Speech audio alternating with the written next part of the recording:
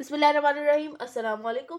हम group theory के कुछ थ्योरम्स कर रहे थे जो कि ऑर्डर ऑफ एलिमेंट से रिलेटेड थे। उनमें से ये एक थ्योरम है। इससे पीछे हम लोग 3-4 थ्योरम कर चुके हैं एलिमेंट ऑर्डर ऑफ एलिमेंट से रिलेटेड।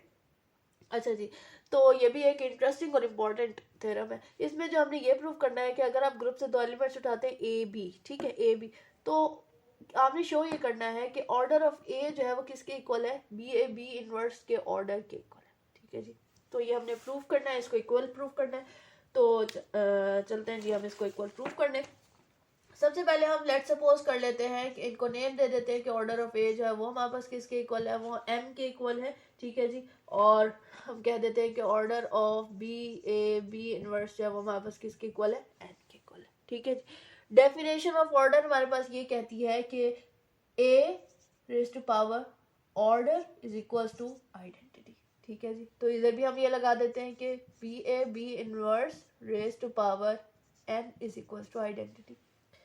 ठीक है जी, तो अब जो है थोड़ा और आगे चलते हैं। हमने प्रूफ ये करना है कि इसका और इसका ऑर्डर क्या है, सेम है। इसका मतलब क्या प्रूफ करना है, m is equal to n, we have to prove that. ठीक है, तो अब जो है हम इसको नहीं छेड़ते। ठीक है, a raise to power m is equal to identity, ऐसे ही पढ़ा रहे, हम इस पे तिबाजमाई करते, इसको देखते हैं, इसको छेड़ते हैं।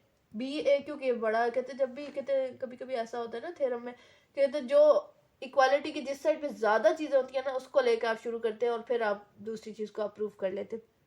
तो यहाँ भी यही है, इस एक को लेकर मैं क्या प्रूव करूंगी, तो मैंने ये उठाया बी ए बी इनवर्स। इसका कहते हमने कहा कि इसका अगर पावर जो है वो एम हो, ठीक है, तो क्या हो, कहते किसके इक्वल आएगा, इसका क्या रिजल्ट आएगा वो मैंने फाइंड आउट करती हूँ। ठीक है जी, तो b a b inverse raise to power m तो इज इक्वल्स टू, जिस तरह पिछले थ्योरम में हमने किया था कि वो दोबारा से अगर हम रिवाइज कर लें उसमें, तो 2 रेज टू पावर अगर 2 है तो उसको हम कितनी दफ़ा मल्टीप्लाई करते हैं, 2 स्क्वायर से। ठीक है जी, तो और अगर जो है 2 रेज टू पावर n है तो हमारे पास हम कितने कहते हैं 2 को कितनी दफ़ा टू अगर स्क्वायर था कितनी दफ़ा मल्टीप्लाई किया, 2 दफ़ा। अगर 2 रेज टू पावर n कितनी दफ़ा मल्टीप्लाई करेंगे, n टाइम्स। लेकिन हम ये कहते उतनी दफ़ा हम लिख नहीं सकते, हमें नहीं पता n कितना है, तो हम आगे लिख देते हैं n टाइम्स, राइट, इस तरह का। तो ये एक ओवरव्यू। अच्छा जी, तो इसका मतलब है b a b inverse raise to power m का मतलब है कि हम इसको कितनी दफ़ा मल्टीप्लाई करेंगे, m टाइम्स। कितनी दफ़ा मल्टीप्लाई करेंगे, m times b a b inverse into b a b inverse, और कितने दफ़ा मल्टीप्लाई किया हमने इसको, m टाइम्स, लिखना ज़रूरी था। अच्छा जी, अब थोड़े से हम ब्रैकेट्स खोलते हैं और हम देखते हैं कि क्या बन रहा है, कुछ हमारे पास कटिंग शटिंग कुछ हो रही है कि नहीं हो रही। B inverse a b inverse to so on b a b inverse. ठीक है जी, तो m टाइम्स लिखना है साथ में, क्योंकि अभी कुछ कहते हैं हमने लेटर्स को, या कहते वो चीज़ें कम नहीं हुई, लेटर्स नहीं सॉरी, ये जो कहते ये एलिमेंट्स हैं ये कम नहीं हुए, ये कहते जो सेट है वो वैसे ही है, बस सिर्फ ब्रैकेट्स हटाए, तो m टाइम्स लिखना लाजमी है। जहाँ पे कहते ये एलिमेंट्स कम होना शुरू हो जाएंगे वहां पे हम m टाइम्स नहीं लिखेंगे। ठीक है जी, ये बात याद रखनी है आपने। अब बी इनवर्स इंटू बी जो है वो हमारे पास क्या है, बी इनवर्स इंटू बी जो है वो हमारे पास क्या है, आइडेंटिटी। तो ये अंदर हम लिख लेते हैं बी ए आइडेंटिटी ए, फिर बी इनवर्स इंटू बी होगा तो identity up to so on, इधर इससे पहले जो होगा हमारे पास क्या होगा, identity a into B inverse, right. अच्छा जी, तो अब जो है आगे चलते हैं, तो ये क्या हो जाएगा, आइडेंटिटी से कुछ भी मल्टीप्लाई हो तो वो क्या होता है हमारे पास, वही नंबर आता है। तो b a into up to so on A into B inverse, right. और ये कहते हैं कितने टाइम्स ए था, अगर आप देखो तो कहते हैं हर ब्रैकेट में कितने टाइम्स है, एक ही दफा है, यानी कि कहते हैं, और ये कितनी ब्रैकेट्स है, एम ब्रैकेट्स है, तो इसका मतलब है ए इधर कितना है इस पूरी इक्वेशन में, एम टाइम्स ए है। ठीक है, यानी कि ए रेज टू पावर एम, तो इधर हम ये कर सकते हैं b into a raise to power m into B inverse, right. और हमें पता है कि ए रेज टू पावर एम किसके इक्वल है, आइडेंटिटी के, तो इधर हम ये कर सकते हैं कि बी ई बी इनवर्स। ठीक है, और आइडेंटिटी से कुछ मल्टीप्लाई हो वही नंबर आता है बी इंटू बी इनवर्स, और बी इंटू बी इनवर्स जो है वो हमारे पास किसके इक्वल होगा, आइडेंटिटी के। तो क्या आ गया कि बी ए बी इनवर्स जो था वो उसका कहते हैं रेज टू पावर एम जो है वो हमारे पास किसके इक्वल आ गया, आइडेंटिटी के। तो इसका मतलब ये हुआ कि order of b a b inverse जो है वो क्या है, एम। लेकिन ऐसा नहीं है। बट हमें क्या पता है, हमें ये पता है कि m की बजाय ऑर्डर हमारे पास क्या है, n।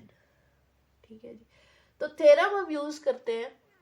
तो थ्योरम कहते हैं, जो सबसे पहला ऑर्डर ऑफ एलिमेंट का जो सबसे पहला थ्योरम कराया था, उसके मुताबिक मैंने क्या बताया था कि ए रेस टू पावर के इज इक्वल टू आइडेंटिटी हो, ठीक है ना, जबकि ऑर्डर जो है वो हमारे पास क्या है, एन। ठीक है, ऑर्डर क्या है, एन।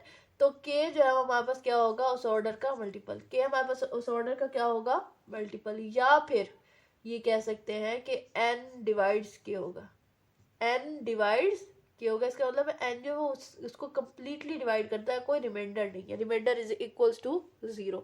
ठीक है जी। तो अब ये कहते हैं, अब ये क्या है, एन क्या है हमारे पास, ऑर्डर। के जो हमारे पास क्या है, मल्टीपल। तो order divides multiple, order divides multiple. तो यहाँ पे हम क्या कह सकते हैं, ऑर्डर क्या है, बी इनवर्स का एन, और मल्टीपल क्या है हमारे पास, एम। ठीक है ना। तो इसका मतलब है हम यहाँ से हेंस हमारे पास क्या है, order divides multiple, order is n divides multiple, n divides multiple. अच्छा जी, हमारे पास आ गया कि एन डिवाइड्स एम। ठीक है। अच्छा जी, एक ये चीज निकल आई। हमने क्या प्रूव करना है, अभी तक हमारा रिजल्ट नहीं आया। हमने प्रूव करना है m is equals to n, और आया क्या हमारे पास, n डिवाइड्स m। अच्छा जी, अभी कहते हैं आधा थ्योरम अभी रहता है। ठीक, तो हम उसको प्रूव करते हैं। ये चीज एक रिजल्ट आ गया, इसको कहते हैं, इसको और इससे नेक्स्ट रिजल्ट को हम कंबाइन करेंगे तो हमारे पास क्या आ जाएगी, m is equals to n जी। तो अब जो है कहते हैं हम इसके कहते हैं नेक्स्ट पार्ट की तरफ चलते हैं, और इसमें हम नेक्स्ट चीज सब प्रूव करते हैं। छेड़ाछाड़ी हमने किससे की थी, इससे की थी। अब दोबारा भी किससे करेंगे, इसी से करेंगे। ठीक है ना, क्योंकि जी बड़ी चीजों से छेड़ाछाड़ी की जाती है मैथ में, छोटी चीजों से छेड़ाछाड़ी नहीं की जाती। ठीक है, तो अब जो है पहले हमने क्या लिया था, बी इनवर्स की पावर m ली थी। अब जो है मैं बी इनवर्स की पावर क्या लूंगी, n, यही लूंगी, n। ठीक है, तो अब इसको खोलेंगे, इसको देखेंगे कि इनका क्या आता है। ठीक है, तो अब देखें, तो ये ले, इसका मतलब क्या हुआ कि बी कहते हैं इसको, अगर कहते हैं वही पुरानी वाली बात करें तो कहते हैं 2 n कहते हैं, तो n टाइम्स मल्टीप्लाई होता है। तो आगे हम लिखते हैं b a b inverse up to so on b inverse कितने टाइम्स, n टाइम्स, कितने टाइम्स, n टाइम्स। ठीक है जी।